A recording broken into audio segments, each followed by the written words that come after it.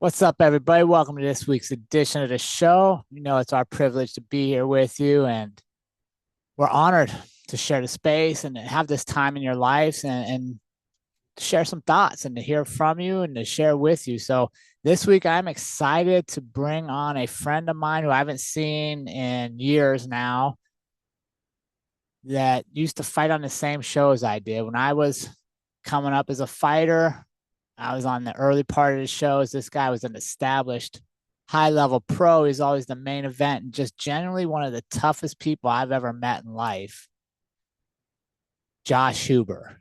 So today we're going to sit down and we're going to talk about fights both inside the cage and in his life. Josh is a seasoned professional mixed martial artist, boxer, bare knuckle fighter who knows what it means to push his limits and embrace resilience. But beyond his fights and championships, Josh is also a brain cancer survivor and someone who faced adversity outside the ring and has battled back with the same grit and determination that defined him in his sports career. So I hope you enjoy this week's interview with Josh. But before you do, please get over, like, subscribe, share on your favorite podcast apps, get over to YouTube, check us out there, and help us reach more people around the world. So enjoy this week's interview with Josh Huber.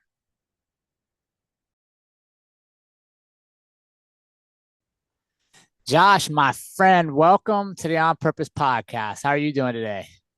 Great. Thanks for having me. Dude, it's awesome to see your smile on the camera there, my friend. Thank you. Um, yeah, I was excited you wanted to come on the show, and you're obviously somebody I've looked up to for a long time. I was did your intro separately, and I was sharing on there that back when I started fighting, I was a little older than average, so I was fighting early in the night. But you were the main event guy. You were the guy we always looked up to because we knew you were going to come in shape, and two, you're going to leave it all in the cage, man. And I just want to thank you for the leadership you provide, even maybe without knowing you were doing it by setting that example. Yeah, I always found the martial arts aspect of fighting to be more interesting than the crap talking. Um, People try to promote themselves by talking a lot of crap. I've always seen it as like honorable to be a fighter, so I always treated everyone with respect, and I always liked being a part of the community, man. Like I was just as happy to be a mentor if that's how people saw me to anyone that would take my advice. Really, I've always been happy to be a teacher. Yeah, no, dude, you were impacting a lot of people probably way more than you ever knew just by being you, man, and just the way you showed up. And like for me, I'll just share like, being on shows, the main event guys didn't always talk to the amateurs that were fighting early in the night. Like it was, and you were always like, you check in, see how people were doing. You kind of remember dudes from other shows when we crossed paths. And that always meant something that you remember where you came from and you remember like there's other dudes trying to get where you're at. Well, I have zero fighting background before MMA.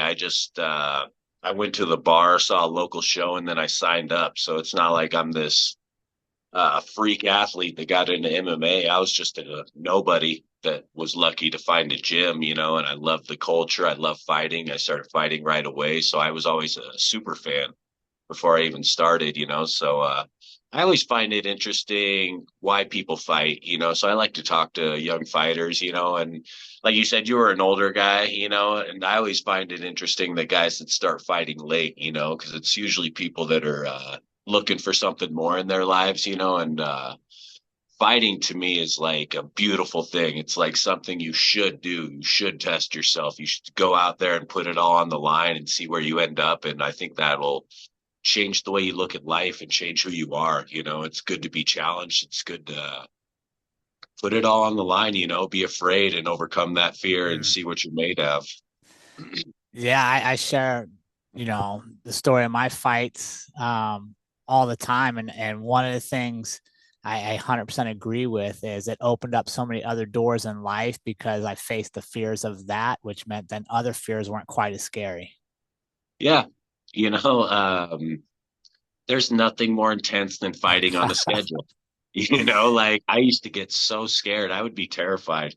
I remember back in the day, I was so scared of this guy. I was just like, pacing back and forth and scared as hell all day. And then I went out and like knocked him out in 13 seconds. And you can't replicate that kind of adrenaline, that kind of high that you feel from that. I mean, it'll never be topped, you Yeah. know? No, I agree with Josh. Before we get going on this, man, come on now. You're still a gym rat. I got to warm you up. I can't have you do the heavy stuff first. We got a warm up to go Okay. through. You ready to get warmed up, Josh? Yeah. Whatever you say. All right, my friend. What are you going to pick? Sunrise or sunset? Sunrise. Why? I just like to get up with the day. I think the early bird gets the worm, and I like being up early when it's still quiet, and there's not a whole lot of rushing around. I get up and I have my routine. I work out. I'll try to learn something. I've been learning Spanish for like the last 4 years, and I'm getting pretty good at it. So I usually will get up and work on my Spanish, and I'll work out. And I just like that slow time of the day to work on myself before it gets too busy. Nice. What's a favorite quote that you've heard in your head that sticks around with you? The quote's kind of long. I always kind of forget it, but it's by Hunter S. Thompson. The body is not meant to be preserved for the funeral. You should come into your funeral sliding in head first and saying, "What one hell of a rider," whatnot. I don't know the exact quote, but it's just about getting the most out of life. And this is our one chance, and you should really just push hard and get the most out of it. Yeah, that's a good one. What's a song that's stuck in your head or on repeat in your playlist right now? Oh man, I change my music up so much. I listen to so much music. But I've been listening to a lot of Sam Barber. Okay. Um, what's the name of the song? I was just listening to it. It's on my playlist. The Man You Raised. Okay. Country guy, right? Yeah, he's a lot like people compare him to what's his name, Luke Bryan or whatever. Okay. All right. Uh, Go yeah. ahead. What's a No, favorite? I just change up my music like weekly. Sometimes I listen to dance music. Sometimes I listen to heavy metal. Like what I found through this whole process that I've been going through recently is that music is like therapeutic, and Mm, it can change your mood and enhance your mood, and just like it's incredible. Music is magical. So I listen to all kinds of different stuff depending on what mood I'm in or what mood I want to be in. yeah, that's a great way to look at it. What's a favorite book of yours, Josh? Mick Foley, Have a Nice Day. My favorite book by far. I've read it 4 times. Mick Foley was a pro wrestler, Mankind. Yeah. He was an everyday man. He just did the most hardcore stuff to finally get himself on the map. And then, like, after years of sacrifice and destroying his body, he finally got the recognition he wanted. And then he wrote that book, which is a bestseller, which he wrote on paper by hand, just over a few weeks or months or whatever. He's just a super interesting guy, and he wrote his own book, and he wouldn't be a guy you would think of as an intellectual, but he's a very positive person. And I give that book to my students to read. Oh, wow. Yeah, I've never come across that one before. You like it though. Yeah, he's written 2 or 3 books now, but this was his first, and it was on the top 10 bestseller. Mick Foley, Have a Nice Day. Huh. It's Okay. uh, it's incredible. You should check it out. Yeah. He's the guy that got thrown off the top of the cage by the Undertaker through the Yeah. table. I Everyone's rem seen it. yeah, I remember Mankind. Yeah, he's a very interesting guy, very interesting story. Huh. All right, Josh, you And get I that. feel like Go I'm ahead. sorry, I feel like pro wrestling and MMA kind of reflect each other as far as like the career paths and the kind of damage you take on your body. Yeah. Yeah, for sure. All right, you get to Yeah. have dinner with one person. They could have passed away or still be with us. Who would you have dinner with, and what would you want to ask them? Uh, Bob Ross. I mean, I can't think of one question I would ask him. I just want to know how he came to be so positive. They talk about the painter. Yeah, Bob Eh, Ross, the painter. Yeah, very cool. I grew up on Bob Ross. I was actually much more of the artsy type than the fighter type when growing up. Yeah. You know what? I find that a lot. I find that a lot. Well, let me preface it. I find a lot of the fighters that I'm attracted to, that I have a good friendship with and relationship with, weren't the people that always wanted to be fighters. they had other backgrounds and brought other interest into it, and then kind of found the sport as a way, like you said, to challenge themselves further. Well, to quote a friend of mine, Zach Hare, I don't know if you know Zach, but he said one of the funniest and most true things I ever heard. He said there's two types of fighters. There's fighters with severe emotional problems from childhood and wrestlers. That's funny. So you feeling warmed up, my friend? Yeah, I'm good. Yeah, Ready to go. let's talk to me about your early life. So you were more artsy than a fighter because I've only known you as the fighter. You were been the main event, Josh the Hellboy Huber for a long time now. So talk to me about the early part of Josh's life. Um, I grew up with I have three brothers and then I have three more stepbrothers. I'm the three out of four. I'm one of the younger ones. I grew up in Oceanside, California, Southern California, north of San Diego. I grew up there during like the riots, Rodney King and all that stuff. Yeah. So I grew up really rough. We used to get in fights all the time, and I was kind of you could call me a bad kid. That shoe would fit. I was getting into bad stuff, and that was just kind of our culture. That's how we were raised. We were little kids in the hood, so we grew up really rough. We grew up fighting and stealing shit and just kind of being little hellions. But my dad could see the kind of environment we were in, and he moved us to Colorado Springs in '94.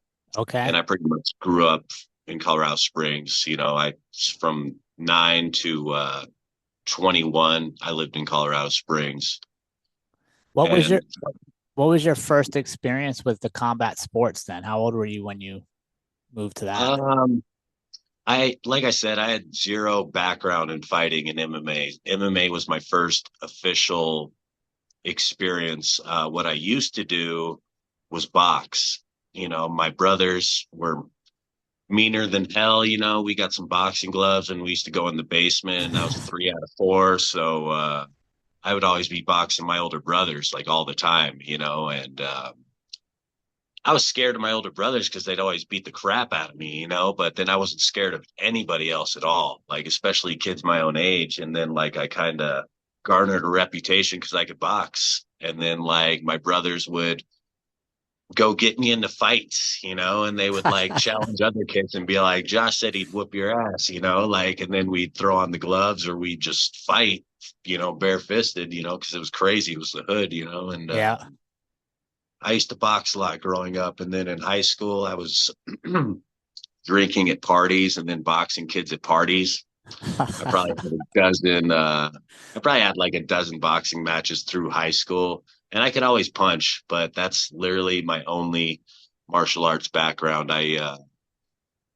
We played a lot of sports growing up, as far as like baseball and football and stuff like that, and we were really into pro wrestling. And then once pro wrestling got old, we immediately kind of switched to UFC, and I just became a super fan of MMA right away.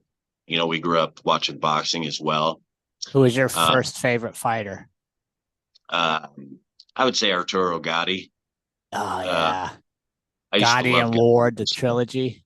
Yeah, War Machine. That's the fight that really, I think, turned me into a fight fan. Was Gotti Ward one, and now I'm more of a Mickey Ward fan because I feel like my career reflects Mickey Ward's, I a could lot more than it does Gotti's. So yeah, I no, could I see mean, that. I love the beauty of boxing. What I remember about um, the Gotti Ward fight is I remember Ward's reaction after he won the decision. You could just see it on his face. It was like his big break. He finally won a close decision in a big fight. And he just started like kind of crying, and to see a guy like that tough, show emotions like that, it like really kind of was like, wow, this is beautiful. It's sport, but it's like so much more. There's so much more on the line in fighting than there is in football or baseball. So the emotion you see out of these guys, and like that's what really captured me. And then the respect they showed each other, I was like, this is like a brotherhood. Hmm. That's what I always loved about it. I love being part of a team and being part of a group of guys where you're beating the hell out of each other and you just learn to appreciate each other that much more. Yeah, I think that's such a valuable lesson, right? Because you can't get to the top in fighting. You can't show up to your fight prepared without your partners that helped you get there. No, I feel like that's kind of been lost these days is the fight team, man. Everyone's kind of like doing their own thing, bouncing from gym to gym. And I feel like back in the day, we were like thick as thieves. It was us against them. And I Yeah. feel like there's been a little bit of that that's gone now where fighters just kind of expect you to train them for free and then they're going to jump around gyms and not really give you any credit when they win. So it's like, I don't know, man, the scene has changed a little bit. Back in the day, I felt we were a little bit closer. Yeah, yeah, I could see that. Definitely, I would, if I had to point to a point in my following of the sport, Conor McGregor certainly led in a new generation of self-promotion and individuality over what we had like as a team, like you said. Oh yeah. I miss the team. I miss the guys I came up with. I miss them a lot. Yeah. So now you've competed in MMA, boxing, and bare knuckle fighting, which is Yeah, Muay crazy. Thai as well. And Muay Thai. What was when you look back and go, okay, that's probably one I don't want to do a bunch more of. Well, I mean, MMA is the hardest sport in the world by far. There's just so much to it, Yeah. Um, I wish I could have done more bare knuckle boxing, but my hands wouldn't have held up for very long. Like I broke like a little piece of my finger right here when I did my one and only bare knuckle fight. It wasn't a big deal. I could have kept going, but I just honestly over like I don't think I could have more than 10 fights in bare knuckle before my hands would start to disintegrate, especially since I took my first bare knuckle fight at 39 Yeah. What or was 38. yeah, you think that's going to be the lasting kind of memory of bare knuckle fighting because fighting kind of trends and we move into one and kind of move out of another one. Bare knuckle, when we look back on it, are we going to see a ton of hand injuries coming out of that? Oh, for sure. I mean, there's guys that handle it better than others, but I mean, a lot of older fighters get into bare knuckle. It seems to be guys that are on the tail end of their MMA careers. So we already have a ton of damage on our hands already. Punching with tiny gloves isn't great for you. Yeah. So, and most MMA guys don't protect their hands like they should. They don't wrap up all the time. I see so many guys sparring without hand wraps on, and I'm just like, you're not protecting your hands and you're putting less padding between your knuckle and my freaking cheekbones and Yeah. eyebrows where you're going to cut me. I tried to talk to them about it, but they don't want to listen these days. So I think fighters need to take better care of their hands in general because once you get to my age and you start locking out your fingers for no reason all the time and you can't figure out why, then you'll start realizing it when it's too late. Yeah. What would you say is the biggest thing you learned about yourself during your fight From career? I mean, honestly, fighting was so damn hard, and I was never the smartest guy. But like for me to have a successful career in fighting without, I would say I had a successful career. It's not like I had a super successful No, career, you're but great, dude. I'm pretty happy with it. But to have a successful career in fighting makes you prepared for anything else. Like anything Mhm. else is easy by comparison. Like I said, you're not going to get into like computer science or like super smart stuff, but it gives you like just an iron will. And for me, I can always find a way. That was Yeah. my attitude towards fighting is I'll fight anybody because when the moment arrives, I'll find a way to win. And now I'll take on any challenge, because I feel like no matter what, when the time arises, I'll step up and I'll find a way. Yeah. There's truth in it, man. That's how Yeah. I see it. Yeah, no, I agree. That it's truth. Like you said, having that schedule, I think, was probably one of the hardest things. And I see it a lot in the gym is people want to fight, they're training hard, and they're like, oh, I just want to fight. And they're like, hey, guess what? We just booked you a fight and it's gonna be on July 6th. And all of a sudden you just see like this and like they're not as excited about practice, they're not as energetic, right? Because there's that weight of like, okay, now I have to train because on July 6th, I'm going to walk out in front of thousands of people, take my shirt off, and literally get in a fist fight. Yeah. I mean, I think it's all about how you approach it, really. Like some people, yeah, I agree. People want to fight too soon, and then when you get them to fight, they can be a little less enthusiastic than they need to be. But I don't know. The way I train my fighters is I'm always telling them we're training to fight here. We're training to win. We're training to fight. So you need to have the right mentality when you walk in the door. Like when we start doing hard shit, you need to lock it in and embrace that moment. Learn to smile when it Mm, sucks because it's a whole nother mentality. Like when you get out to the cage, you want to have already been through a bunch of tough situations in training camp so that you're prepared for anything. Some guys train soft, they handpick their training partners, they don't want to get beat up enough, and then they go out there and they start losing and then they fall apart mentally. yeah. I train the guys that like, hey, this is supposed to suck. We're here to make it suck less for you mentally so that when the time comes, you're going to be able to call upon this will to overcome whatever you're going through because things are going to go bad in a fight. It's pretty much guaranteed. You can never assume that you're going to dominate and everything's going to go your way. You got to assume that things are going to go bad and you're going to have to make an adjustment. You're going to have to dig deep and you're going to have to find your true self, be exposed, so to speak. Yeah. And I think that's great advice for life, right? Because life, you're not going to get up today and everything's going to go your way. Everything's going to be perfect. Like you're going to have obstacles to face. How are you going to respond? Oh, yeah. And like we were just saying before, like I think that's what fighting taught me is that it shows you your true capabilities. It shows you who you are. Will you rise to the challenge or are you a coward? Yeah. And I've Yeah. seen it, man. I've seen some really tough guys just quit, in the middle of a fight because they're not winning. You could just see them break mentally. I've broken guys mentally. I've broken guys that were talking shit and all up in my face and like really tough before the fight started. And then I start to feel them slow down in the second. And then I'm just breaking them in the third and I could just feel it. It's like a whole shift mentally, you know? Yeah. And it's another beautiful thing about fighting. It's, the best fighter doesn't always win. Sometimes the guy that's more prepared will win.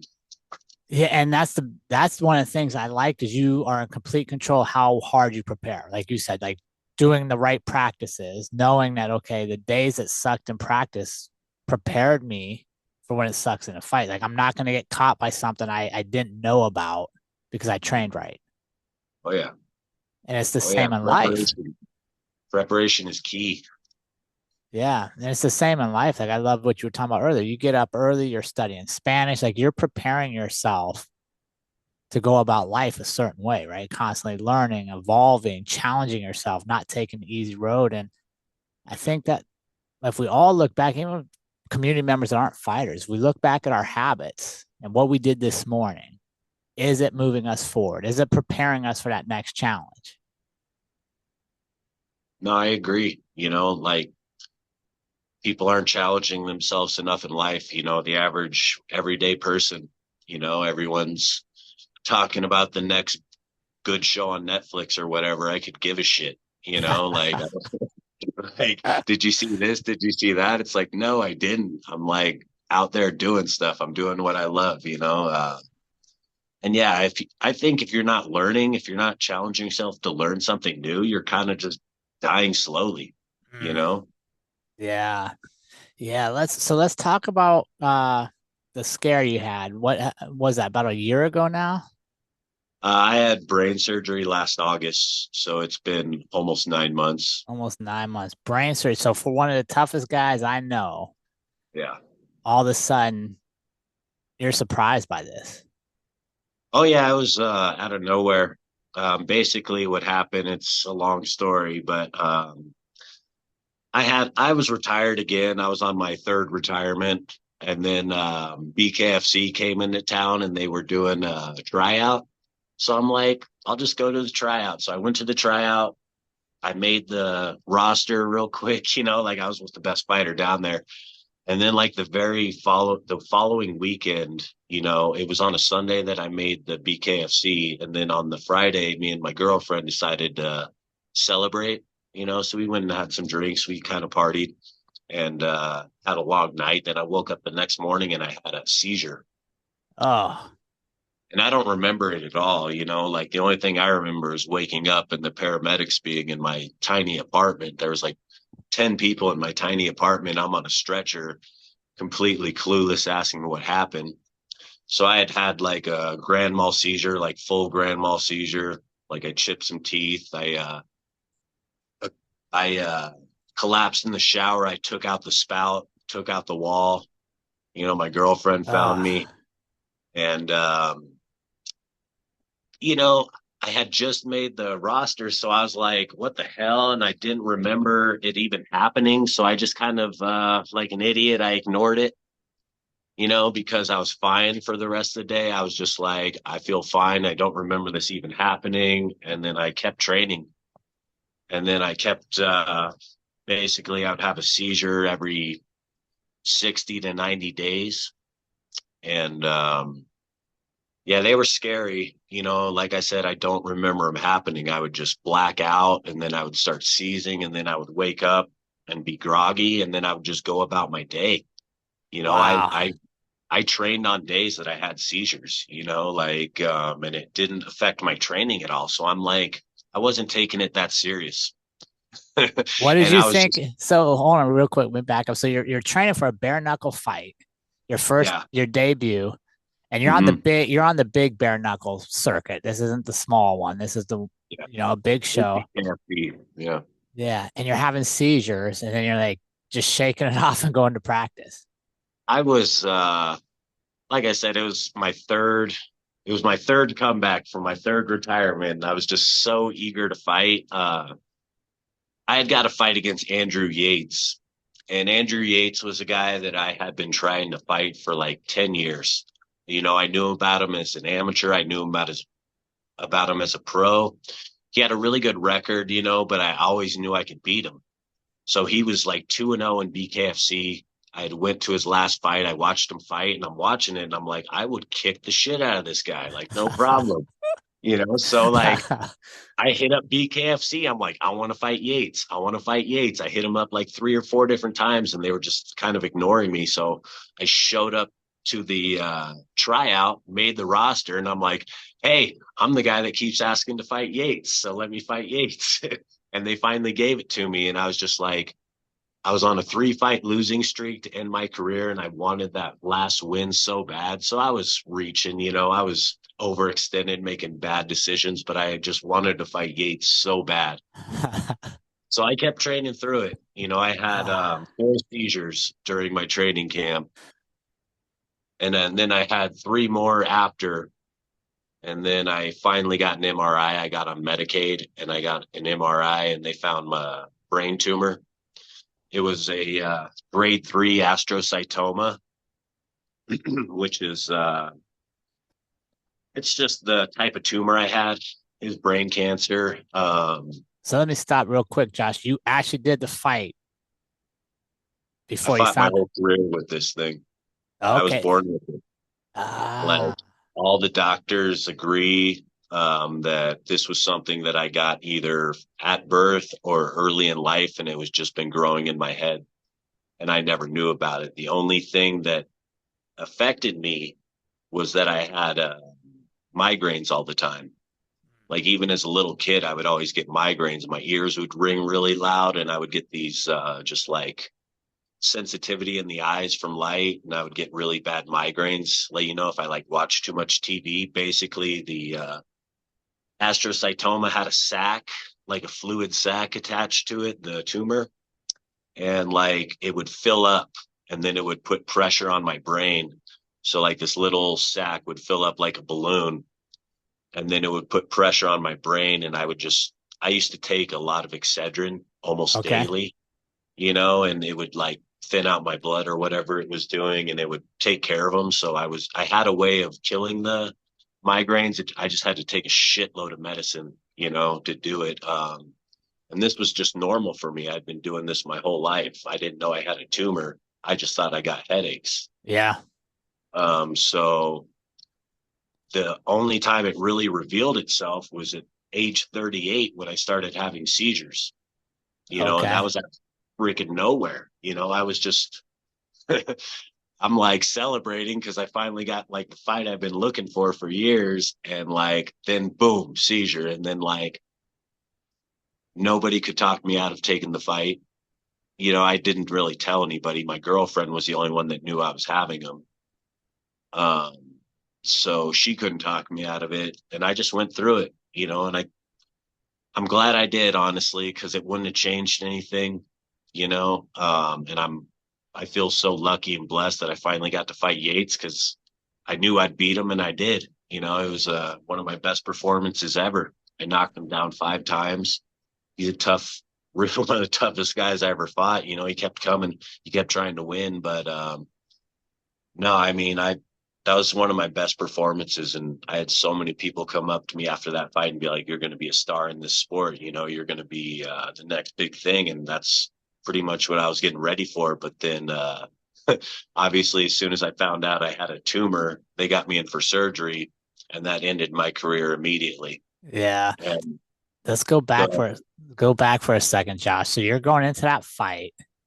How did you get your mind to focus on what was possible of winning the fight and performing well and not being worried about the seizures?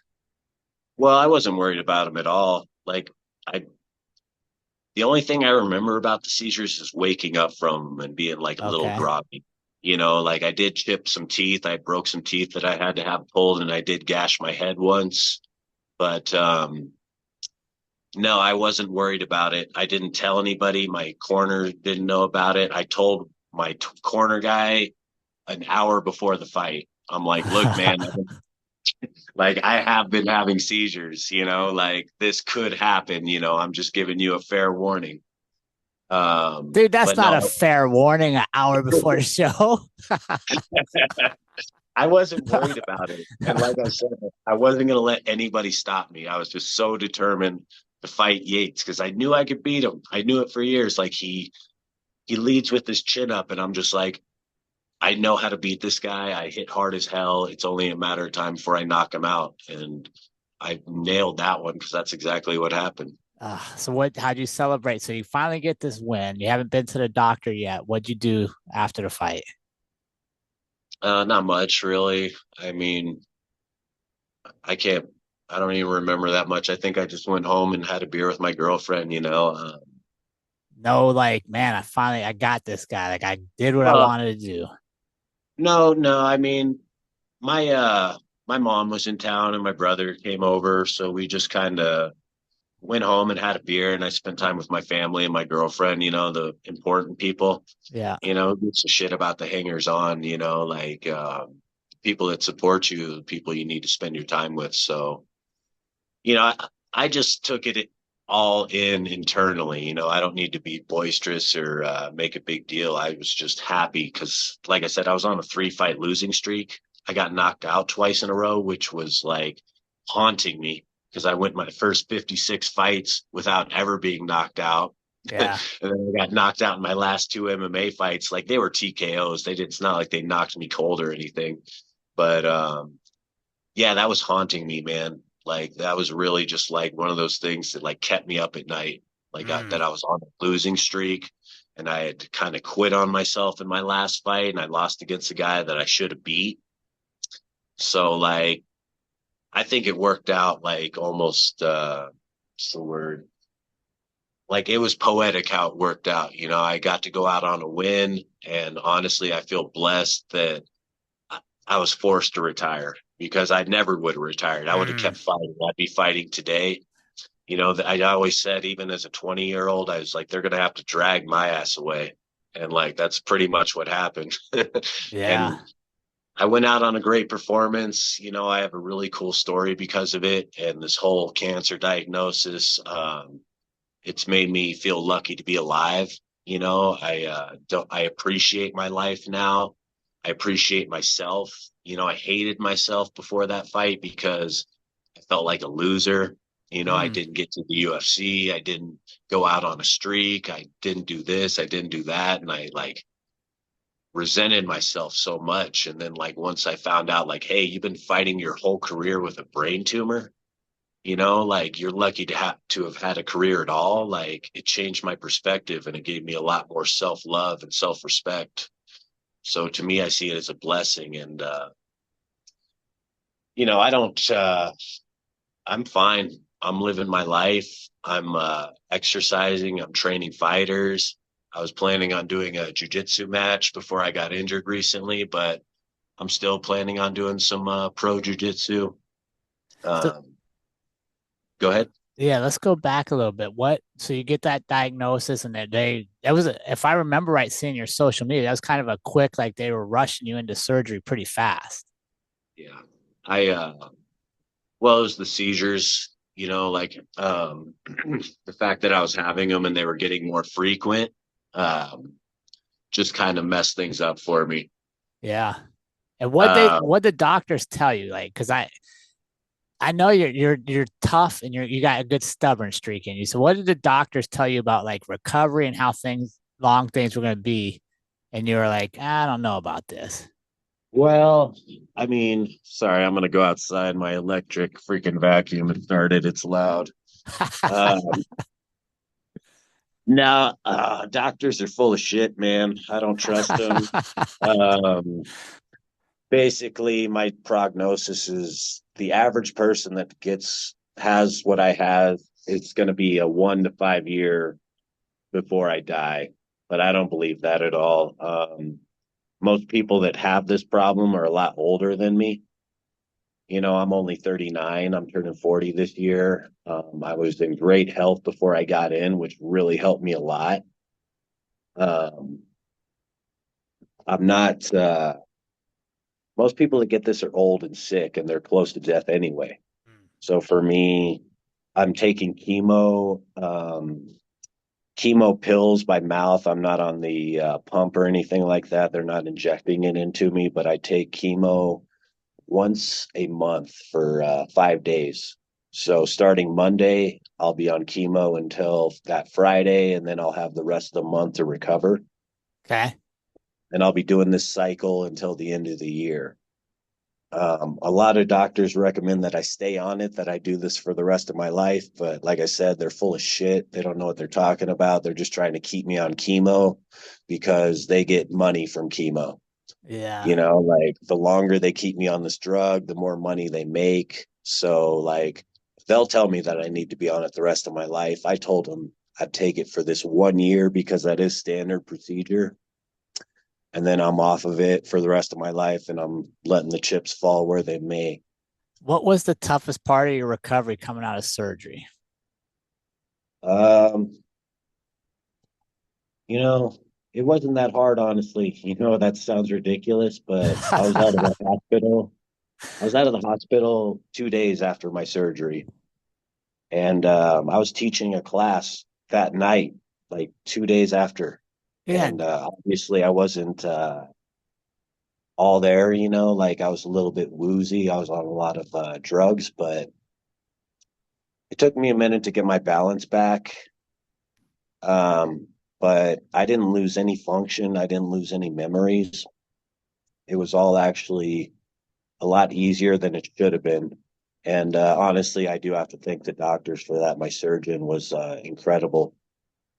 He really put my mind at ease because from the time that I saw the tumor to the time that I met with my surgeon, I was scared as hell. I was crying all day and just like afraid I was going to die.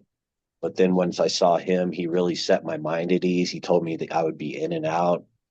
I found out later that he had pretty much the same brain tumor as the child and had it removed and went on to be a surgeon. So that really Oh, put my nice. mind at ease. He was a great guy. But then like afterwards, I'm dealing with oncologists that want to keep me on all these medications and all these drugs that are supposedly going to keep me alive longer. But your quality of life kind of goes down after that, like I wouldn't be able to do the things I want to do. Yeah. So for me, go Did ahead. I'll never forget, like I saw you posting that you were heading in for surgery and stuff. And you're a pretty private guy on social media. So I knew if you were posting it, like, okay, this is fucking real. Like this is Um, Josh. He needs some support. And then, Yeah. yeah, dude, I'm watching to see how the surgery goes. The next thing I know, you got a bandage on your head teaching kickboxing. Yeah. I mean, that's just how I am. I don't, Yeah. I'd rather be at work than stay at home. People think rest is like the answer for everything. I'd rather stay busy. I'd Hmm. rather do what I love. I love being at the gym. I love being around my guys. So I just continue to do what I love. I don't see this as a handicap. No, for sure not, dude. There's no doubt you're gonna persevere, man. It's just who you are. It's what you've been doing for so long. Like your body's conditioned to overcome things. Oh, yeah. Yeah, exactly. I am conditioned. And I think that's what people kind of forget. It's chilly out here, too damn cold. Um, um, but no, I'm conditioned to be a fighter. I'm conditioned to push through and be tough, and I honestly feel like my training has carried me through. Ugh. Yeah, right. And that's the thing. Like you're training for sport, you're training for an event, but you're actually really training for life. Because how you approach that's how you're gonna approach life. Oh yeah. Not, I mean, a lot of the doctors and nurses were very complimentary about my mentality towards it, and just how I didn't let it ever get me down. Like I said, I see it as a blessing. I mean, it sucks, obviously, but it's all how you approach it. It could be a lot worse. If they would have found this thing when I was like 7 or 8 years old, I would have been like a charity case my whole life. I don't want people to feel sorry for me. I want people to see me as an inspiration. Like, hey, this guy's going through some tough stuff, but he's not letting it get him down. It's not letting him handicap him. I refuse to be a victim. Mm. Yeah, I think that what you said there is super important. Like if you had this surgery as a kid, you'd have been conditioned to believe what people told you because you wouldn't have had your life experience that you have now to say, wait a second, I don't have to believe this. I'm going to create my own story. No, I mean, I'm not a huge fan of Goggins, but he like found out he had a hole in his heart Yeah. like after he had done all this stuff. And then like one thing he said that really stuck out to me is like he used to be down on himself because he could have done better at this, he could have done better at that. But then he's like, hey man, I did all this stuff with a hole in my heart that most people wouldn't even been there to begin with. It's all about perspective, and this has changed my perspective and it's given me more appreciation of myself and of life in general. When did you recognize that? Pretty much immediately, man. I mean, when I woke up from surgery, like I wasn't afraid, that I mean, I was a little bit afraid, but you never know if you're going to wake up. Yeah. The day of my surgery, they called me in too early. I was getting a tattoo that day on my little, what is my brain right here? Okay. Uh, I don't know if it's but I was getting a tattoo that day, a brain surgery tattoo, because I had hours before my surgery. They called me during my tattoo and they're like, "Hey, you're supposed to be here." And I'm like, "No, I'm supposed to be here like there in an hour." So they called me in an hour early, and then they had some kind of accident, and then I ended up waiting there for like 6 hours before my surgery. Oh, Like I'm just sitting there with my little brother and my girlfriend, and we're just kind of tensely sitting around for 6 freaking hours and just thinking about life. And it's like, you don't know if you're going to wake up. And then once I yeah. woke up, and then my girlfriend was there to take care of me. My girlfriend Laura has been a rock for me. Yeah. She's also improved my life tremendously because she really cares about me, and she took care of me. We had the conversation before surgery and after surgery. I told her, like, look, you don't have to do this. You can walk away. I'll get through this on my own. And she chose to stick around. Yeah. Both times I gave her an out and she didn't want it. So it's like that really just our bond is so strong now, and I trust her with my life because she pretty much saved my life. Yeah. Dude, was that 6 hours waiting for surgery? Was that worse than like sitting in the locker room waiting to be the main event when you got all those fights before you? Comparable? Yeah, it was just tense, man. I geez, man, I think I got my FedEx guy here. I'm really sorry. Oh, you're good. How you doing? Oh, thank you. Sorry, actually, this is my chemo medication that just got delivered, Yeah, which I no, that's start important. on Monday. Yeah, have to sign for it and I have to be here when they deliver it. They're supposed to come later. I'm sorry to be disrupted. It's all good. It's all part of the show, my friend. Um, Now what were you asking? I'm sitting there waiting for that surgery for 6 hours. Was that comparable to being in the back in the locker room waiting for your fight? No, I wouldn't say so. I would say it was different. You know, it was a lot more grim. I You used to were. be I used to be terrified before fights, like just terrified. You know, like everyone always talked about how calm I looked, but I didn't feel calm. I was always afraid I was gonna embarrass myself and lose. I was so afraid of losing. And that was my problem is I was more afraid of losing than I was jazzed about winning. You know, I should have focused on winning, but I Right. was just too afraid of losing. But before my surgery, it was you know, you're just very nostalgic. You're thinking about the good times and your regrets and all that stuff, you know, and you know, I wasn't afraid. I wasn't I honestly had made peace with the fact that if I die young, that I would have died with a legacy. Like, hey, this guy fought his whole career with brain cancer. He just won a bare knuckle fight freaking 3 months before he died. And I think that would have been cool. That would have been a cool story. Yeah. You know, so I had kind of come to peace with that. But no, it was just very melancholy and very boring. I didn't want to be on my phone, and I was just sitting in a quiet room with my brother and my girlfriend, and they were scared, and I was trying to be brave for them. Yeah. So it was more, I would say, just not fun at all. I mean, even fighting, you're scared, but you know that there's glory on the other end if you do everything right. So Right. there's more of a scared excitement, I would say.